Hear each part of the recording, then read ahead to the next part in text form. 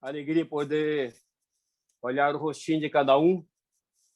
E alguns desses irmãos faz bastante tempo que a gente não se vê. Eu sempre digo que isso alegra o meu coração, renova minhas forças, ver os irmãos perseverando. E nessa noite eu quero compartilhar uma palavra com vocês. Eu havia, na verdade, preparado uma outra palavra, mas ao longo do tempo o Senhor foi mudando o meu coração e eu consultei o presbitério e tenho outra palavra para trazer hoje. Quero trazer a vocês essa noite uma mensagem de encorajamento, mas também que traz alguns alertas sobre algumas coisas que nos tiram o ânimo, que nos tiram a paz e tiram a alegria do nosso coração. Não sei quantos aí tem uma Bíblia do lado, se tiverem, nós vamos ler apenas 2 versículos, nem é todo versículo. O primeiro deles, Neemias, capítulo 8, verso 10, só a última parte do verso 10 de Neemias 8. Diz assim: portanto, não vos entristeçais, porque a alegria do Senhor é a nossa força. E o outro versículo encontra-se em Filipenses, capítulo 4, no verso 4. Paulo, escrevendo à igreja de Filipos, ele diz: alegrai-vos sempre no Senhor. Outra vez digo, alegrai-vos. Nós estamos vivendo dias difíceis, dias de pandemia, dias de tristeza e algumas perdas, inclusive. Mas nós precisamos entender, receber e praticar o que a palavra diz. Eu gostaria inicialmente de perguntar a vocês: quantos de vocês têm usufruído dessa alegria do Senhor que nos fortalece? Porque é fácil muitas vezes nós nos descuidarmos olhando ao nosso redor e nós nos atrapalharmos e deixarmos de receber, de contar com essa alegria que é a nossa força, como Neemias diz, e como Paulo nos traz um mandamento, nos traz uma ordem. Alegrai-vos. Quando? Quando nós devemos alegrar? Quando tudo vai bem? Quando tudo está correndo às mil maravilhas? Até o ateu, amados, quando tudo vai bem, ele está feliz. Mas a vida do cristão deve ser diferente. Eu quero perguntar para vocês, não precisam me responder, mas meditem sobre isso. As pessoas ao seu redor entendem que vocês são as pessoas alegres, felizes?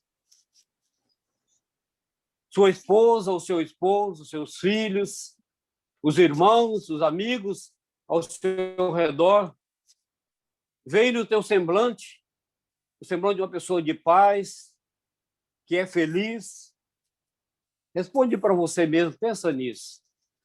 Estou dizendo isso para vocês porque há uns 30 anos atrás, mais ou menos, no meu trabalho, uma pessoa, para minha vergonha, era espírita, e ele chegou para mim e disse: Wallace, me falando que você é feliz, que você é cristão,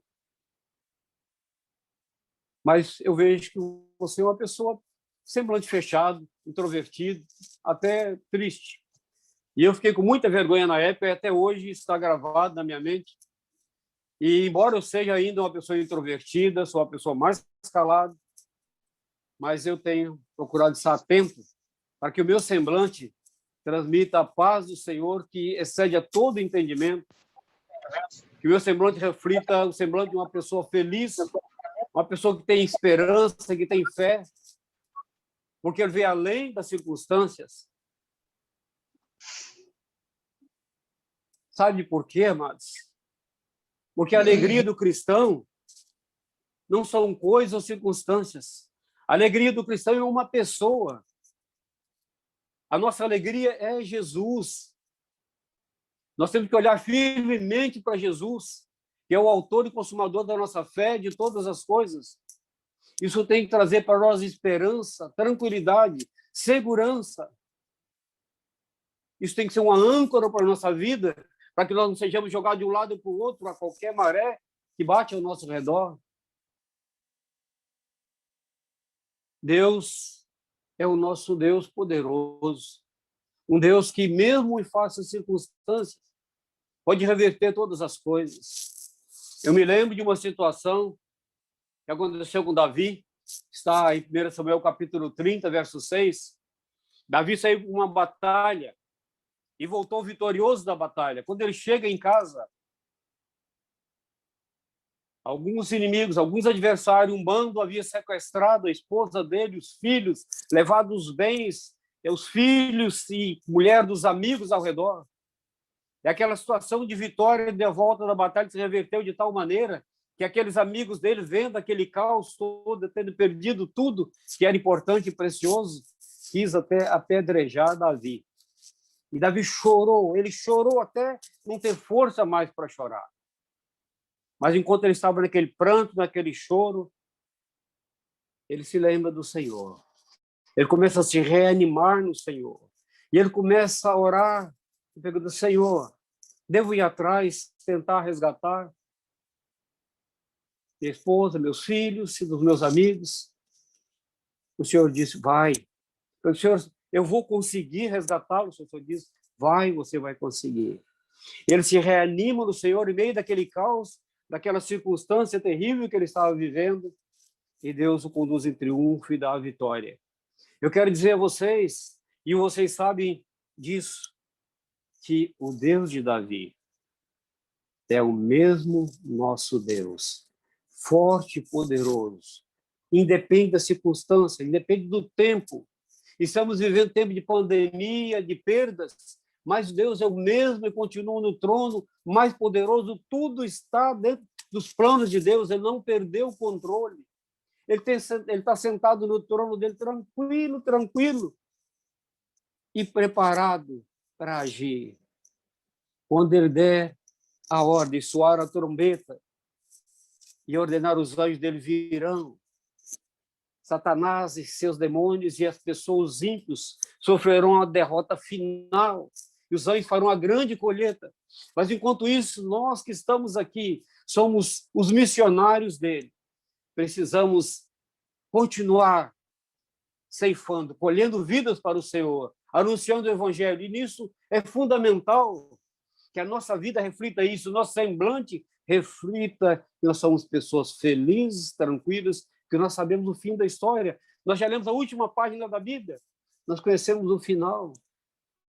Nem morte, nem vida, nem anjos, nem principado, nem potestade pode nos separar do amor de Deus, que está em Cristo. E nós estamos em Cristo, nós estamos nesse amor, e nós temos que ser esse amor para as pessoas ao nosso redor. Mas eu quero falar com vocês essa noite sobre algumas coisas que nos tiram, que nos saqueiam, tiram a paz, a alegria do nosso coração. A primeira delas é muito comum na nossa geração, é a ansiedade. A palavra de Deus diz em Filipenses capítulo 4, versos 6 e 7, e também Mateus 6, versos 23 em diante, que nós não devemos andar ansiosos por coisa alguma. Mas, apesar de ser uma ordem, um mandamento de Jesus, e transmitido também por Paulo, é uma ordem, um mandamento: não andeis ansiosos. Nós ficamos ansiosos. As pesquisas dizem que 70% das coisas com as quais nós nos preocupamos nunca irão acontecer. Essa pesquisa foi feita em países desenvolvidos, onde há um nível grande de ansiedade, e constataram que 70% de tudo aquilo que nos atormenta, que passa pela nossa mente, não acontece, nunca vão acontecer. É apenas um desgaste desnecessário, uma preocupação em se ocupar antecipadamente de alguma coisa que nunca irá acontecer.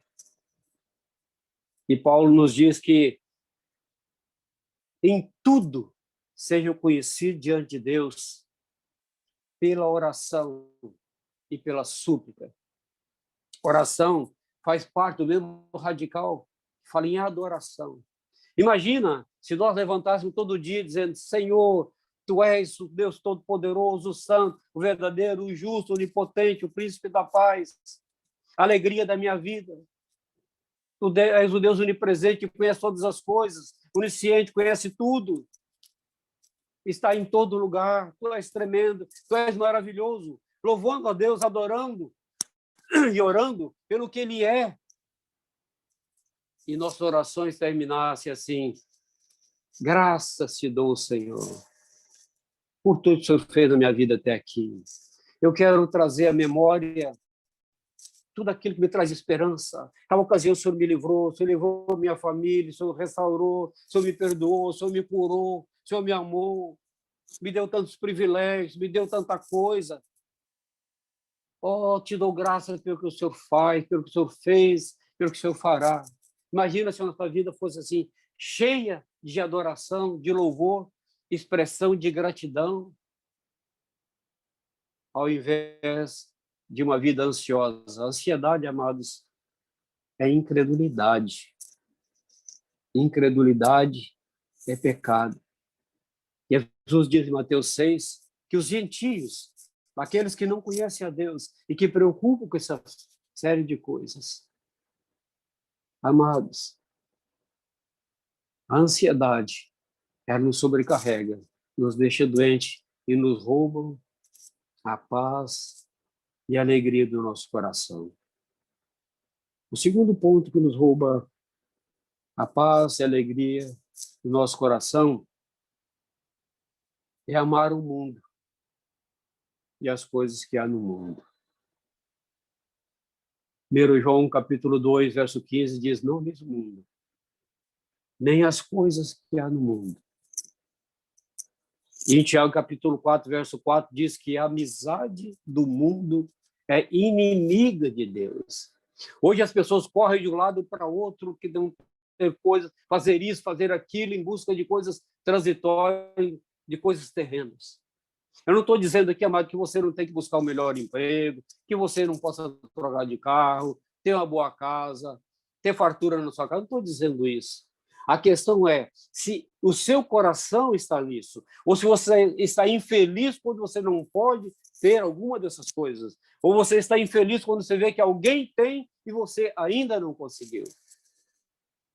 A questão não é ter as coisas, é o nosso coração estar nessas coisas, desejar ardentemente essas coisas, amar essas coisas.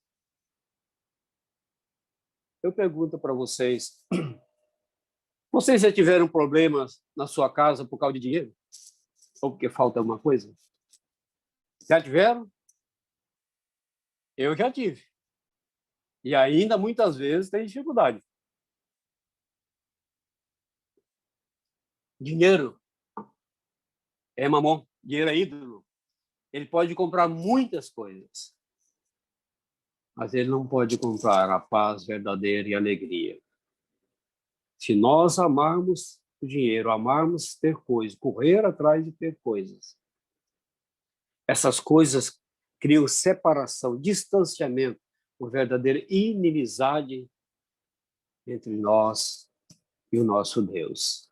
Nós precisamos estar felizes, independentemente das coisas, de ter mais ou menos dinheiro. Esse é o segundo ponto.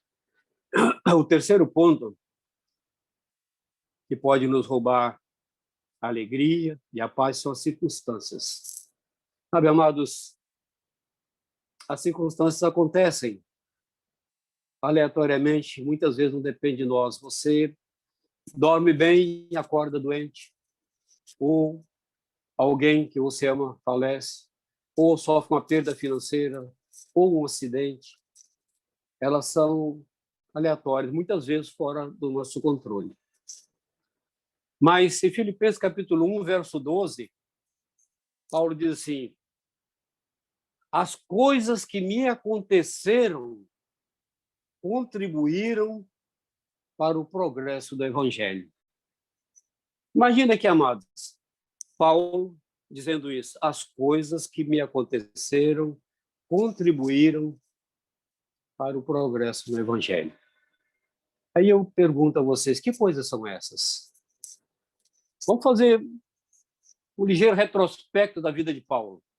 Assim que ele se converte, está em Damasco, começa a perseguição contra ele, e ele, que antes era um homem poderoso, cheio de guardas, soldados à volta dele, perseguindo as pessoas, matava quem ele queria, ele tem que ser escondido dentro de um cesto e passado com uma corda por cima do muro, escondido, como se fosse um bicho, um animal, para que ele não fosse morto. Ao longo da vida, ele começa a sofrer perseguições, perseguição dos judeus. Ele é açoitado 5 vezes, 39 chibatadas. Ele é fustigado com vara 3 vezes. Ele passa fome, ele anda nu pelo deserto. Ele sofre naufrágio pelo menos 2 vezes. E num desses ele ainda é mordido por uma cobra. Ele é perseguido pelos judeus, ele é preso 2 vezes, pelo menos, injustamente. Uma vez por perseguição dos seus compatriotas.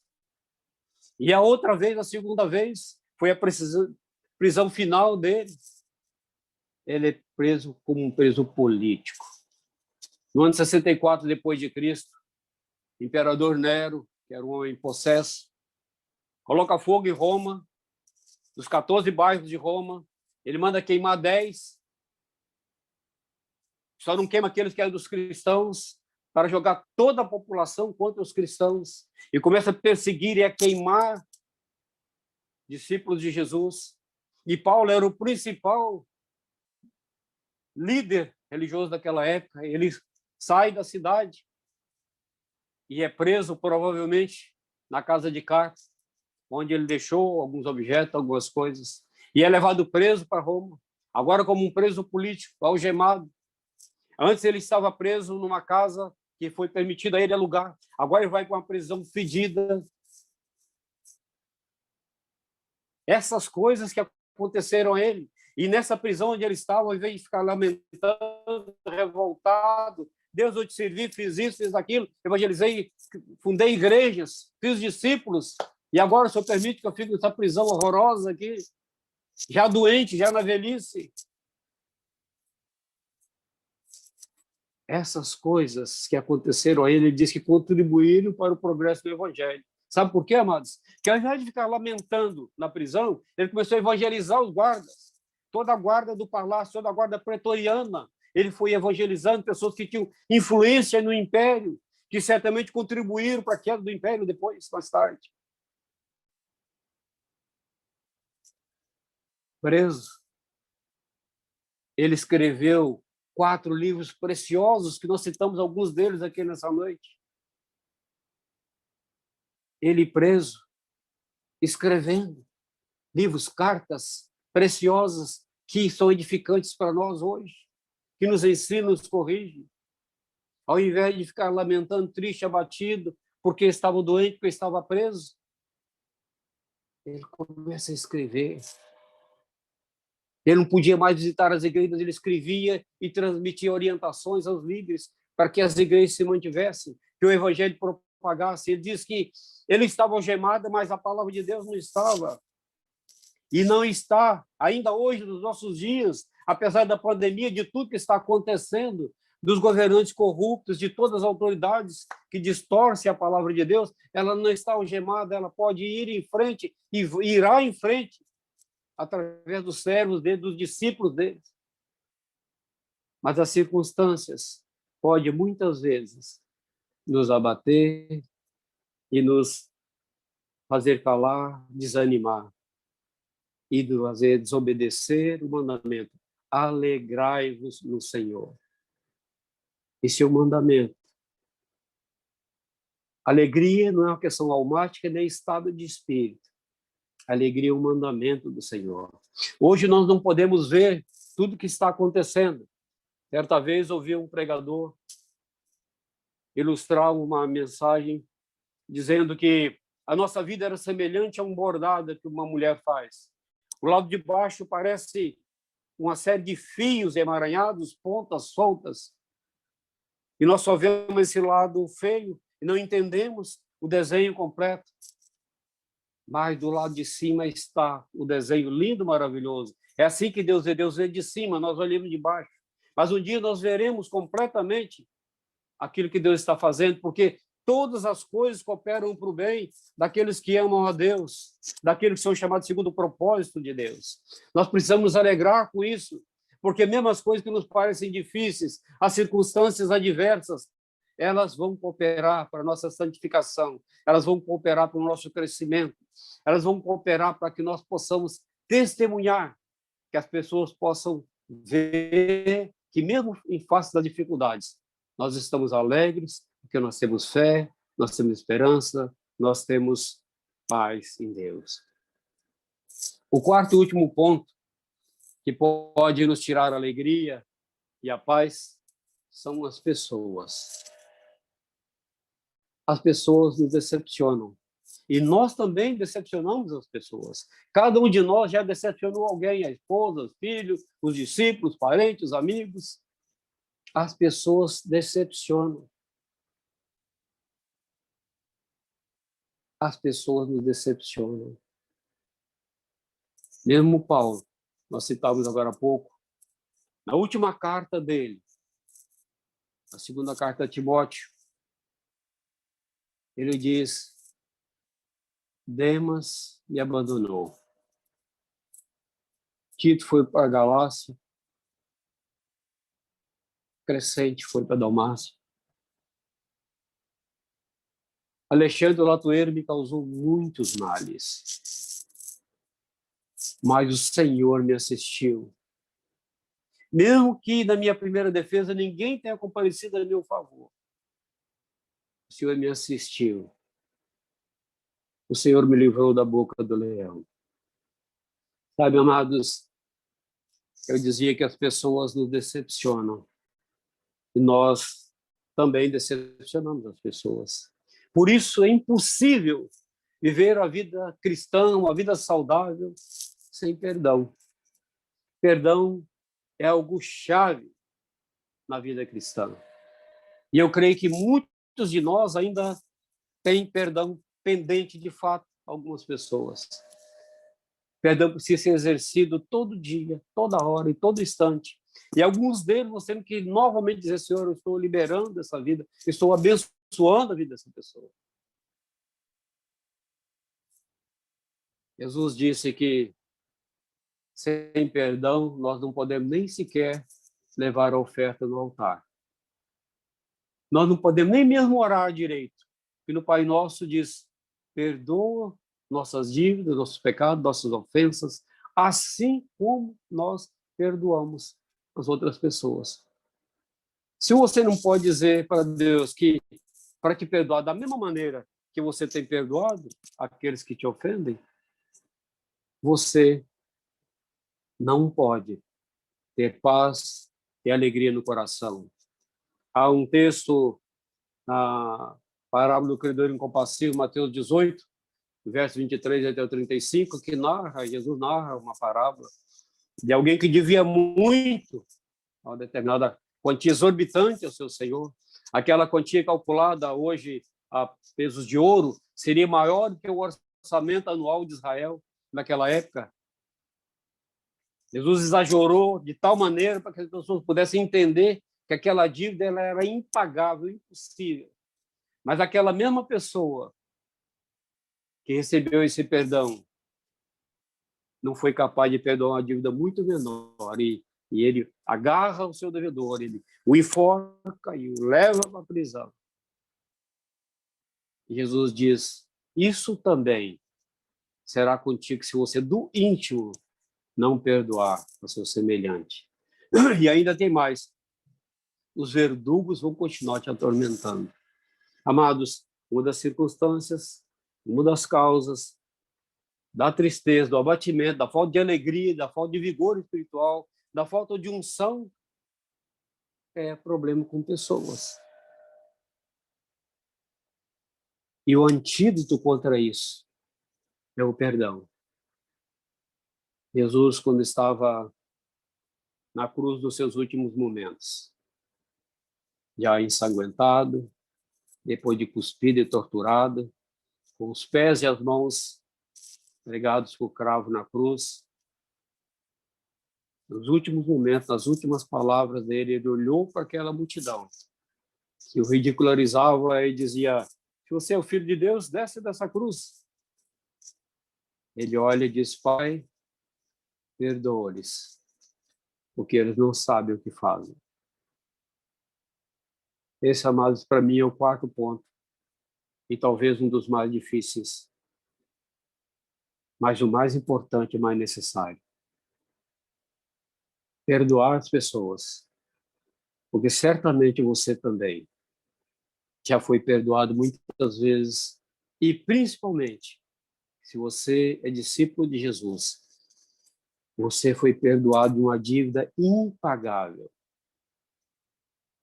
Somente a morte do Filho de Deus, que era santo e justo, foi suficiente para pagar o meu pecado e o seu pecado. Não existe nenhum motivo para que nós não perdoemos. E precisamos perdoar dia a dia em casa, nos nossos relacionamentos. Todo dia acontecem situações, aspereza, ressentimento, agressão, palavras duras. Nós precisamos viver isso dia a dia, isso é um desafio. E também na igreja, porque na igreja nós convivemos de perto.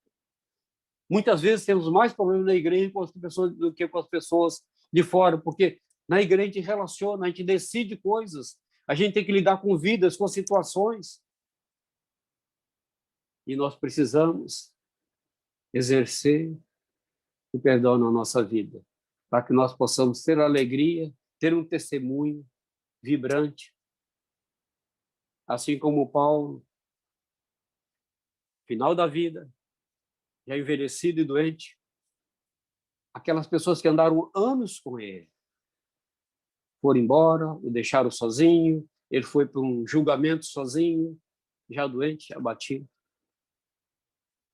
Mas ele estava tranquilo. Ele cria que o Senhor tinha algo muito mais para ele. Nossa expectativa não pode estar apenas nas coisas dessa vida. Deus tem muito mais para nós na eternidade. Começa aqui, mas é muito mais. Ele mesmo diz que nem olhos viram, nem ouvidos ouviram, nem jamais entrou no coração humano, de forma alguma, nem em pensamento, aquilo que Deus tem preparado para aqueles que o amam. Paulo tinha essa convicção, por isso ele estava tranquilo, ele estava preso, ele estava no corredor da morte, ele já estava na sala da morte. Pouco tempo depois, a espada de Roma já estava no pescoço dele. Mas ele tinha segurança de que morrer é estar com o Senhor, que era incomparavelmente melhor. Que o viver era Cristo. Por isso podia ter alegria, ter paz no coração.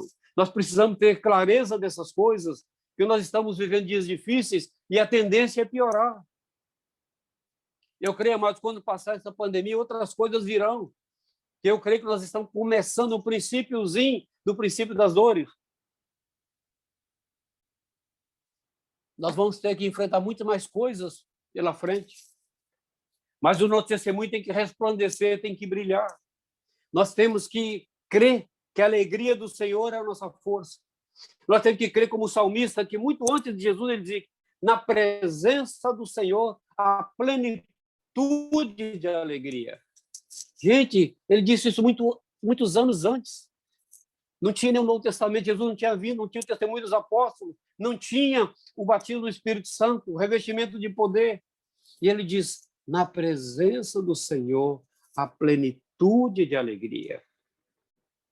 Amados, nós precisamos, como Paulo, conhecer a paz que excede todo entendimento. E por isso ele dizia: alegrai-vos sempre no Senhor. Outra vez eu digo: alegrai-vos no Senhor. Amor, nós precisamos alcançar o nível de fé de Abacuque. Eu quero terminar com essas duas frases.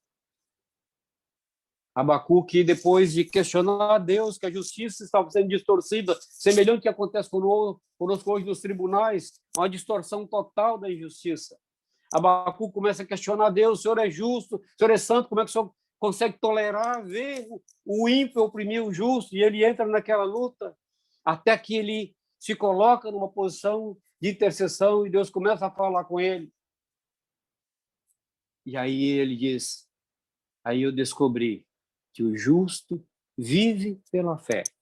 Essa é a primeira frase que eu quero frisar nessa noite, conhecida de todos nós, mas quero trazer essa lembrança de vocês e a minha também. O justo vive pela fé.